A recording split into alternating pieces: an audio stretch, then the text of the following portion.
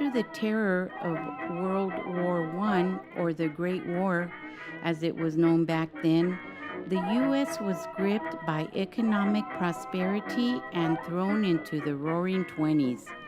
People everywhere seemed to adopt a spirit of unbridled optimism, and Monrovia was no exception. However, the excess of jollity led to some rather spontaneous and impulsive decisions. One of these was the commission for the construction of the Aztec Hotel. By this time, the Levin Oaks Hotel, just around the corner, was 12 years old, and Monrovians were ready for something new. Robert Stacy Judd was brought into the project to design the building and was responsible for the Mayan-inspired architecture.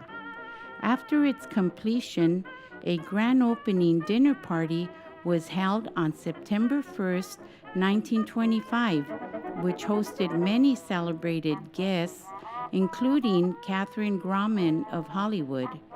Unfortunately, that is where the hotel's success ended.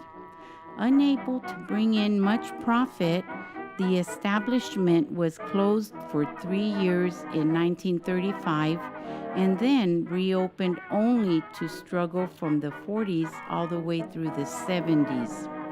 The Brass Elephant Restaurant and Bar came in '83, and the building started to get restored in 2000.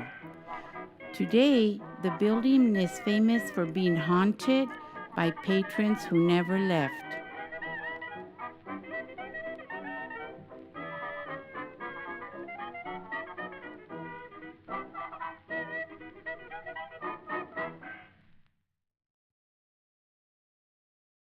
Thanks for visiting the Aztec Hotel.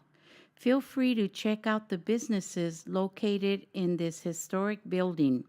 If you'd like to continue your walking tour, the next stop is the Levin Oaks Hotel, located near the top of Myrtle Avenue.